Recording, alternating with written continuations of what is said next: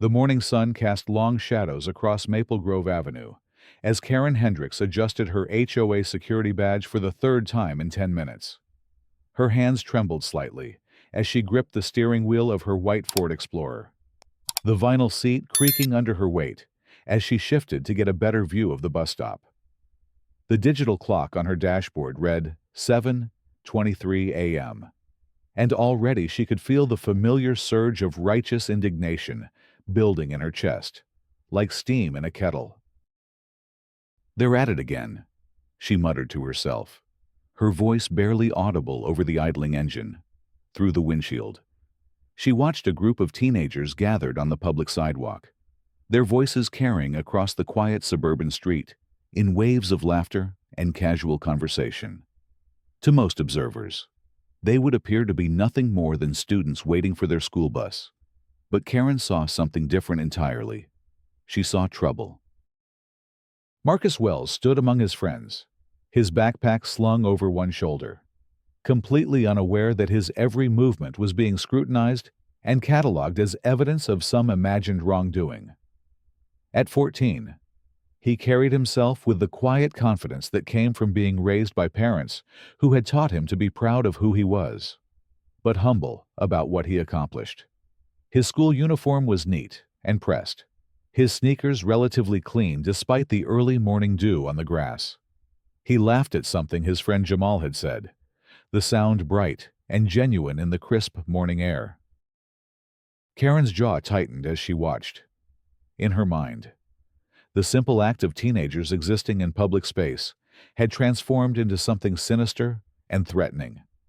She had been the self-appointed guardian of Maple Grove's community standards for nearly 3 years now, ever since the HOA board had created the position of community safety officer, and she had been the only person willing to accept the unpaid role. What had started as a way to feel important in a community where she often felt invisible had gradually morphed into something darker, a vehicle for her deepest prejudices to masquerade as civic duty. The radio in her vehicle crackled to life with routine morning traffic reports. But Karen wasn't listening. Her entire focus was fixed on the group of students, her mind already constructing the narrative she would present to the HOA board at next week's meeting. They were loitering. She decided. They were being too loud, too boisterous, too comfortable in a space where she felt they didn't belong. The fact that they had every legal right to stand on a public sidewalk waiting for their school bus was irrelevant to Karen's internal logic. She reached for the door handle, then hesitated. Part of her knew that what she was about to do crossed a line. But that voice of reason was quickly overwhelmed by the intoxicating rush of perceived authority. The weight of the security badge on her chest felt heavier than it should have, and the holstered pepper spray on her belt seemed to pulse with possibility. Karen had never been in law enforcement, had never received any formal training in conflict resolution or community relations. But the HOA board had given her a title, and that was enough to make her feel invincible. Marcus glanced at his phone, checking the time. The bus was usually punctual, arriving at 7:30 sharp, which meant he had about 5 more minutes to endure Jamal's increasingly elaborate theories about whether their chemistry teacher was actually an alien in disguise. It was the kind of ridiculous conversation that made early mornings bearable, the easy camaraderie of friends who had known each other since elementary school. "I'm telling you, man," Jamal was saying, his arms gesticulating wildly as he spoke. "Nobody's eyes are that blue naturally. And have you ever seen him eat actual food? It's always those weird protein bars that probably taste like cardboard." "Maybe he just likes protein bars," suggested Sarah, the only girl in their small group. She was practical by nature, the kind of person who did her homework before it was assigned and kept spare pencils in her backpack for friends who forgot theirs.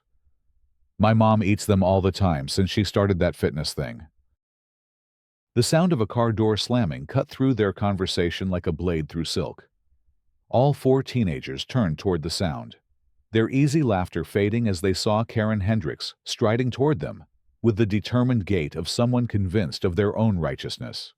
Her uniform, such as it was, consisted of a navy blue polo shirt with the HOA logo embroidered on the pocket, khaki pants that had seen better days, and black work boots that clicked against the concrete with each deliberate step.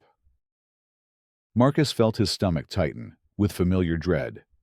He had encountered Karen before, during an incident the previous summer when she had accused him and his younger sister of riding their bikes too aggressively through the neighborhood. That confrontation had ended with Karen calling his parents to complain, only to discover that his father was not the easily intimidated resident she had expected. But Marcus was alone now.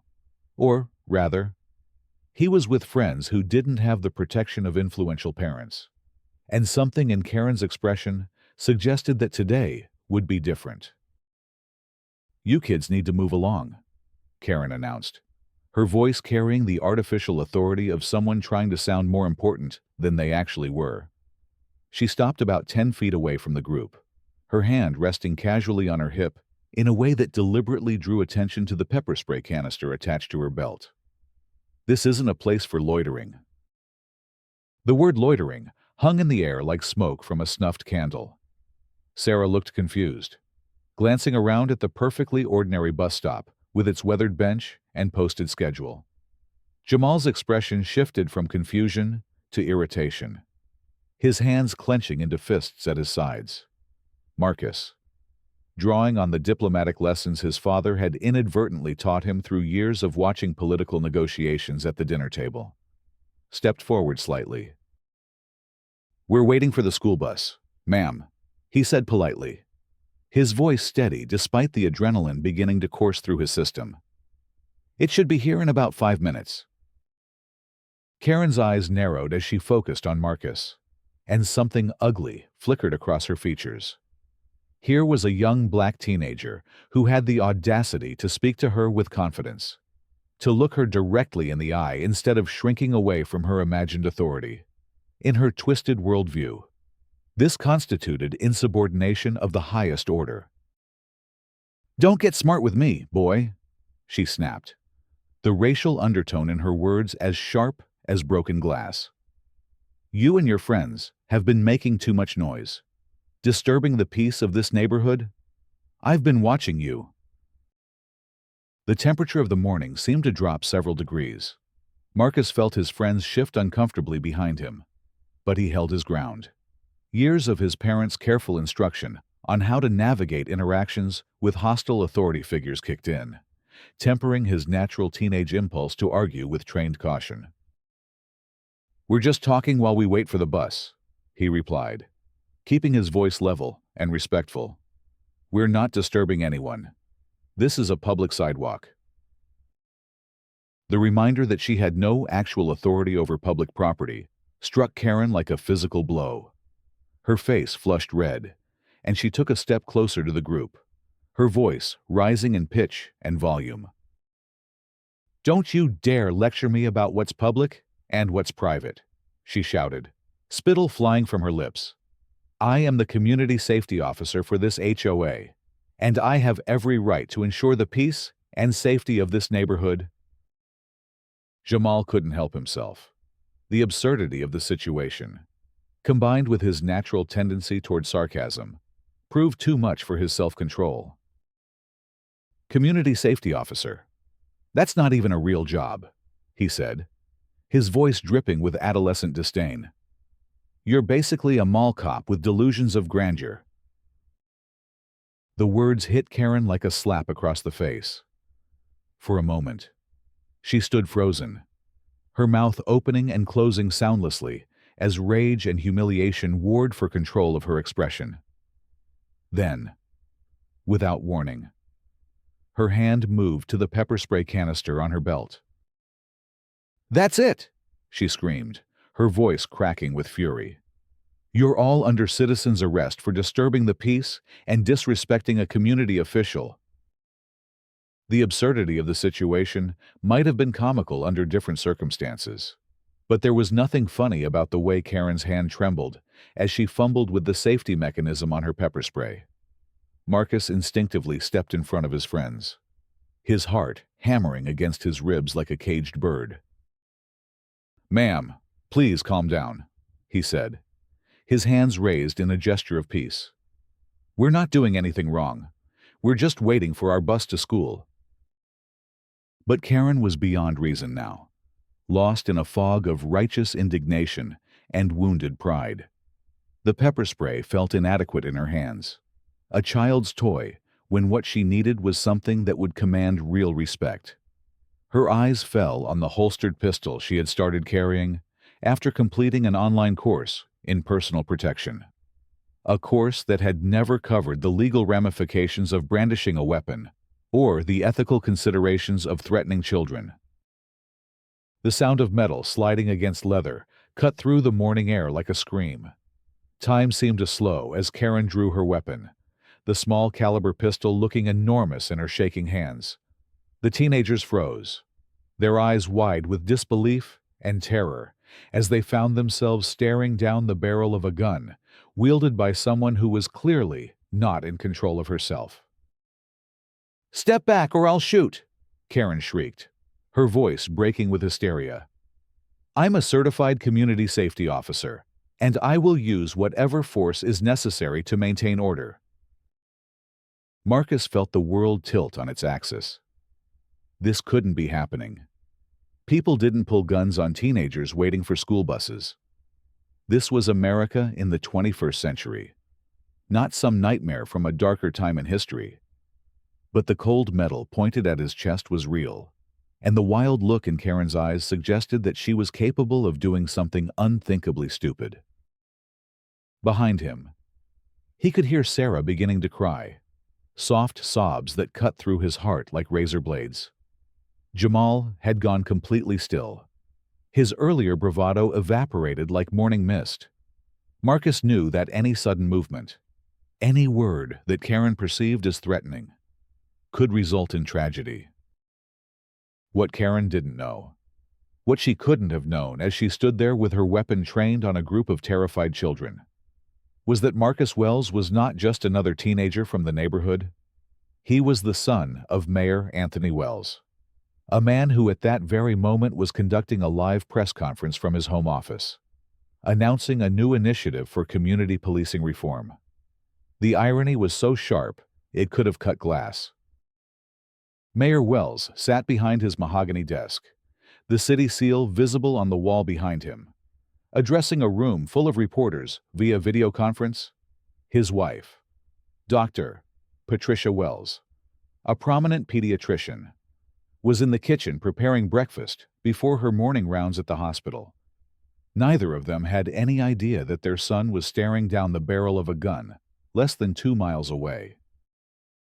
The safety of our young people must be our highest priority, the mayor was saying into the camera, his voice carrying the practiced authority of someone accustomed to public speaking. We cannot allow fear and prejudice to dictate how we interact with the next generation. Every child in this city deserves to feel safe in their own neighborhood. The words were prophetic in a way that would become apparent only in retrospect. As the mayor spoke about safety and prejudice, his son was experiencing both in their most naked and terrifying forms. Back at the bus stop, Karen's hands were shaking so violently that the gun wavered back and forth like a compass seeking magnetic north. Sweat beaded on her forehead despite the cool morning air, and her breathing came in short, sharp gasps that suggested she was on the verge of hyperventilating. "Please," Marcus said softly, his voice barely above a whisper. "Please put the gun down. We'll leave. We'll walk to school. Just please don't hurt anyone." For a moment, something flickered in Karen's eyes that might have been sanity returning. She looked at the terrified faces in front of her, really looked at them for the first time, and seemed to see them as what they actually were: children. Scared. Innocent children who had done nothing more threatening than wait for their school bus while talking and laughing with their friends. But the moment passed as quickly as it had come. Karen's finger tightened on the trigger, and Marcus closed his eyes, preparing for the worst. That was when Mrs. Chen, an elderly resident who lived in the house directly across from the bus stop, finished dialing 911 on her cell phone. 911, what's your emergency? There's a woman with a gun pointed at some children at the bus stop on Maple Grove Avenue, Mrs. Chen said, her voice steady despite her advanced age. She appears to be threatening them. Please send help immediately. Mrs. Chen wasn't the only witness. Dr. Rodriguez, who lived 2 houses down and was getting ready to leave for his morning shift at the hospital, had spotted the confrontation from his kitchen window and was already reaching for his phone. Ms. Johnson, who worked the night shift and was just getting home, saw the scene unfolding as she pulled into her driveway and immediately began recording with her smartphone. The 911 dispatcher's voice was calm and professional as she gathered information. But internally, alarm bells were ringing. A report of an armed adult threatening children was the kind of call that got every available unit scrambling. Ma'am, are you in a safe location to observe? Can you describe the woman with the weapon? She's wearing some kind of security uniform, but I don't think she's a real police officer. She's yelling at the children, calling herself a community safety officer or something like that. The dispatcher's fingers flew across her keyboard as she entered the details and broadcast an emergency response. Within seconds, every patrol unit in the vicinity was converging on Maple Grove Avenue, their sirens piercing the morning quiet like signals from another world. The sound of approaching sirens seemed to snap Karen back to some semblance of reality. She looked around wildly, as if seeing her surroundings for the first time, and realized that she was standing in the middle of a public street, pointing a gun at a group of teenagers, while neighbors watched from their windows and recorded everything on their phones. Panic set in, like a flood breaking through a dam. Karen's carefully constructed fantasy of authority and righteousness crumbled in an instant, replaced by the stark reality of what she had done. She was going to be arrested.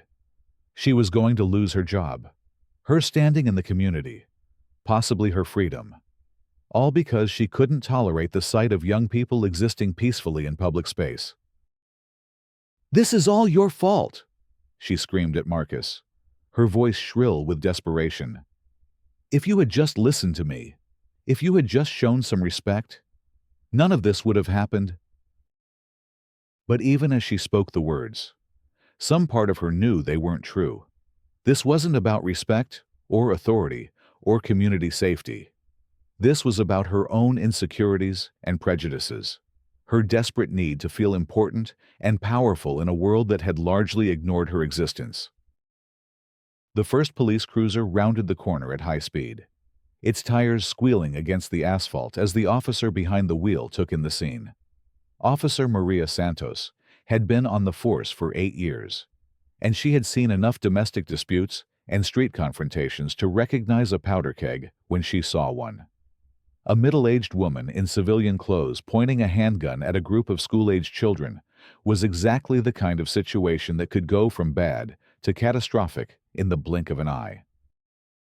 She killed the siren, but left the emergency lights flashing as she brought the cruiser to a stop about 50 feet from the confrontation. Her training kicked in immediately. Years of crisis intervention and de-escalation techniques guiding her actions as she stepped out of the vehicle with her own weapon drawn, but pointed safely toward the ground. "Ma'am, I need you to put down your weapon immediately," Officer Santos called out, her voice carrying the unmistakable authority of someone who was actually trained and authorized to handle such situations. "Place the gun on the ground and step away from the children." Karen spun toward the voice, her weapon swinging wildly as she lost what little control she had maintained. For a terrifying moment, the gun was pointed in the direction of the police officer, and Marcus was sure he was about to witness a shooting. "They were disrespecting me," Karen shouted, tears streaming down her face. "I'm a community safety officer. I have authority here." Officer Santos had dealt with enough self-appointed neighborhood vigilantes to recognize the type. Usually, they were harmless busybodies whose biggest crime was filing noise complaints and arguing about property lines. But this one had escalated far beyond anything in her experience. "Ma'am, whatever authority you think you have doesn't extend to threatening children with a firearm," the officer said, her voice steady but firm. "I need you to put down your weapon now, or I will be forced to take action to protect these young people." By now, 2 more patrol cars had arrived, and the street was beginning to look like a crime scene from a television drama. Officers positioned themselves strategically, creating a perimeter that protected both the teenagers and the growing crowd of neighbors who had emerged from their homes to see what was happening. Marcus had never felt so helpless in his life. He was trapped between a woman with a gun who seemed to be having some kind of mental breakdown and police officers whose primary concern was neutralizing the threat she represented. Any sudden movement could be misinterpreted by either side, potentially turning an already dangerous situation into a tragedy. That was when his phone buzzed with an incoming call. Under normal circumstances, he would never have answered his phone in the middle of such a crisis. But something about the caller ID made him freeze. It was his father. Mayor Wells had been wrapping up his press conference when his assistant had burst into the room with news that there was an armed incident involving minors in the Maple Grove neighborhood. As a father and a public official, his first instinct was to call his son to make sure he was safe. "Marcus, son, are you okay? I just heard there was some kind of incident in your area." Marcus looked at the gun still pointed in his direction, at the police officers surrounding them with their own weapons drawn, at his friends huddled behind him in terror, and tried to find words to explain the inexplicable. "Dad," he said quietly, his voice barely audible over the chaos around him. "I think I'm in the middle of it." The line went silent for a moment, as Mayor Wells processed what his son had just told him. Then, with the calm decisiveness that had made him an effective leader, he began asking questions. "Are you hurt? Are you safe? What exactly is happening?" "There's a woman with a gun pointed at us. She says she's an HOA security officer. The police are here now, but she won't put the gun down." Mayor Wells felt his blood turn to ice in his veins. His son, his brilliant, kind, innocent son, was being held at gunpoint by some neighborhood vigilante with delusions of authority. Every instinct screamed at him to get in his car and race to the scene. But his years of experience in public service told him that his presence would only complicate an already volatile situation. "Listen to me very carefully, Marcus," he said, his voice steady despite the terror coursing through his system. "Do exactly what the police officers tell you to do. Don't make any sudden movements. Don't try to be a hero. Just stay safe until this is resolved." "Okay, Dad, I love you." "I love you too, son. This is going to be okay." But as Mayor Wells hung up the phone and immediately began making calls to the police commissioner and the district attorney, he wasn't sure he believed his own words. Back at the scene, Officer Santos was running out of patience and options. Karen had been holding the weapon for nearly 10 minutes now, and experience told her that the longer a situation like this dragged on, the more likely it was to end badly for everyone involved. "Ma'am, this is your final warning," she called out. "Put down your weapon and surrender peacefully, or we will use whatever force is necessary to protect these children."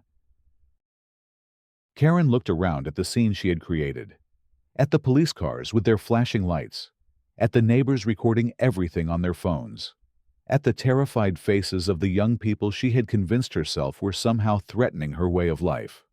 Reality crashed down on her like a building collapsing, and she finally understood the magnitude of what she had done. With a sob that seemed to come from the depths of her soul, Karen dropped the gun, It clattered against the concrete with a sound like breaking glass. And immediately, she was surrounded by police officers who secured the weapon and placed her in handcuffs. Marcus felt his knees give out as the adrenaline that had been sustaining him finally dissipated. Jamal caught him before he could fall, and the two friends held each other up as Sarah collapsed onto the bus stop bench, sobbing with relief. The nightmare was over. But Marcus knew that the images would stay with him for the rest of his life. Within hours, cell phone footage of the incident was spreading across social media like wildfire. Dr. Rodriguez's video, shot from his kitchen window, showed Karen drawing her weapon and pointing it at the group of teenagers with crystal clarity. Ms. Johnson's recording captured the audio of Karen's threats and racial slurs. Mrs. Chen's call to 911 was leaked to local news stations, complete with her calm description of a woman threatening children with a firearm. The story went viral, not just locally, but nationally. HOA officer draws gun on mayor's son became the headline that dominated news cycles for weeks. Talk show hosts and political commentators dissected every aspect of the incident, from the broader issues of suburban vigilantism to the specific question of how someone like Karen Hendricks had been given any kind of authority in the first place. The legal consequences came swiftly and severely. Karen was charged with multiple felonies, including aggravated assault with a deadly weapon, endangering the welfare of children, and unlawful brandishing of a firearm. The district attorney, motivated partly by the high-profile nature of the case and partly by genuine outrage at what had occurred, threw the full weight of the prosecutor's office behind securing a conviction. The HOA board, faced with a public relations nightmare and the very real possibility of massive lawsuits, moved quickly to distance themselves from Karen's actions. They dissolved the position of community safety officer entirely, issued public apologies to Marcus and his friends, and agreed to pay for counseling services for all the teenagers involved in the incident. But perhaps the most significant consequence was the change that swept through the Maple Grove community itself. The incident had forced residents to confront uncomfortable truths about the prejudices and power dynamics that existed in their seemingly peaceful neighborhood. Community meetings that had once focused on lawn maintenance and holiday decorations suddenly became forums for discussing racial bias, the proper role of homeowner associations, and the rights of young people in public spaces. Marcus, supported by his parents and a team of counselors, eventually returned to waiting for the bus at the same corner where the incident had occurred. But he was no longer alone. Dr. Rodriguez made a point of walking out to get his morning paper whenever the teenagers were gathered, offering a friendly wave and a reassuring adult presence. Mrs. Chen installed a small bench in her front yard, positioned so she could keep a protective eye on the bus stop while tending to her garden. Ms. Johnson, who worked nights and slept during the day, changed her schedule so she could be awake when the school buses ran.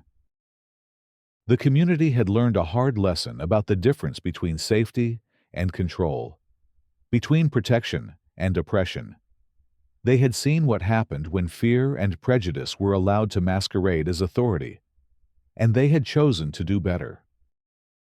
On a warm morning 6 months after the incident, Marcus stood at the same bus stop with the same group of friends, laughing at the same kind of ridiculous jokes that had triggered Karen's initial complaint. But everything was different now. The laughter was perhaps a little less carefree, tempered by the knowledge of how quickly normalcy could transform into nightmare. The friendships were deeper, forged in the crucible of shared trauma and mutual support. Karen Hendricks was serving an 18-month sentence in county jail, her life effectively destroyed by 15 minutes of unchecked hatred and manufactured authority. Her house had been foreclosed upon. Her family had moved away in shame, and her name had become synonymous with the dangers of suburban vigilantism. Mayor Wells used the incident as a catalyst for broader reforms in community policing and neighborhood governance.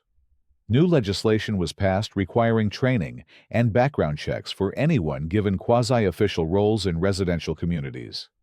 Educational programs were established to help residents understand their rights and responsibilities in public spaces. As Marcus climbed onto the school bus that morning, he reflected on how profoundly the incident had changed his understanding of the world around him. He had learned that safety was not something that could be imposed through fear and intimidation, but something that grew from community, understanding, and mutual respect. He had learned that authority without accountability was not authority at all, but merely bullying dressed up in official language. Most importantly, he had learned that, even in the darkest moments, when hatred seemed to have the upper hand, there were always people willing to stand up and do the right thing. Mrs. Chen with her 911 call, Dr. Rodriguez with his recording, Officer Santos with her professional restraint and de-escalation skills, his own parents with their unwavering support. They had all played a role in transforming a potential tragedy into a teachable moment. The bus pulled away from the curb, carrying Marcus and his friends toward another day of school, another day of learning and growing and becoming the people they were meant to be. Behind them, the neighborhood settled into its morning routine, forever changed by a confrontation that had lasted less than 20 minutes, but whose ripple effects would be felt for years to come. In the end, the sidewalk incident had revealed both the worst and the best of human nature. It had shown how quickly fear and prejudice could escalate into violence, but it had also demonstrated the power of community solidarity and the importance of standing up for what is right. The teenagers who had faced down Karen's weapon went on to become advocates for civil rights and community reform. The adults who had witnessed the incident became more engaged in local governance and more vigilant about protecting the vulnerable members of their community. And on Maple Grove Avenue, where it all began, a small memorial plaque was eventually installed near the bus stop. It bore a simple inscription: "A community's strength is measured not by its ability to exclude, but by its commitment to protect and include all of its members." It served as a daily reminder of the lessons learned and the vigilance required to ensure that such an incident would never happen again. The morning sun continued to rise over the quiet suburban street, casting the same long shadows as always. But now, they fell across a community that had been tested and had chosen to emerge stronger, more just, and more united than before.